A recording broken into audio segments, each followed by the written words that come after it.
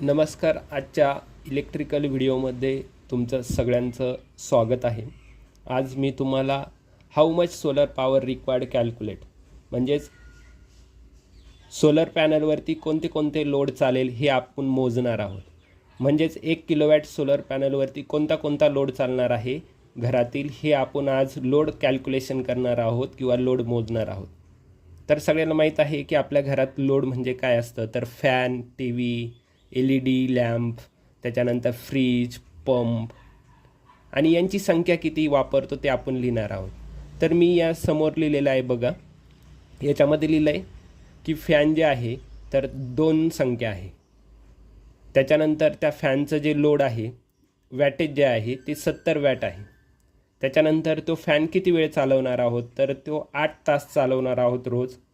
तर या पद्धतीने मी सगळी संख्या घेतलेली आहे. तर टी व्ही पण घेतलेला आहे. टी व्हीची एक संख्या घेतलेली आहे. टी व्हीचं जे वॅटेज आहे ते 60 वॅटेज घेतलेलं आहे आणि साधारण टी व्ही चालण्याचा जो वेळ आहे साधारणपणे 4 तास घेतलेला आहे. त्याच्यानंतर LED लॅम्प किती आहे घरामध्ये तर साधारणपणे 3 घेतलेले आहे.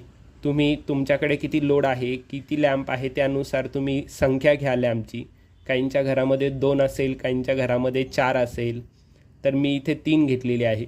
त्याच्यानंतर एका लॅम्पचं जे वॅटेज आहे ते वॅटेज घेतलेलं आहे 12 वॅटेज. तर तुमच्याकडे जेवढं वॅटेजचं असेल, 15 वॅटेज असेल, 18 वॅटेज असेल, त्या पद्धतीने तुम्ही त्या लॅम्पचं वॅटेज घेऊ शकता. त्याच्यानंतर तो लॅम्प किती वेळ चालेल, साधारणपणे 8 तास चालेल. त्याच्यानंतर फ्रीज असेल तर फ्रीजची संख्या घेतलेली आहे मी 1. त्याच्यानंतर फ्रीजचं जे वॅटेज आहे ते वॅटेज घेतले मी 100 वॅटेज.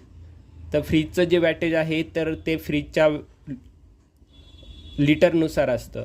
काही फ्रीजचे लिटर वाढले की वॅटेज पण वाढतं. साधारणपणे 200 वॅटेज, 400 वॅटेज याप्रमाणे फ्रीजचं वॅटेज असतं.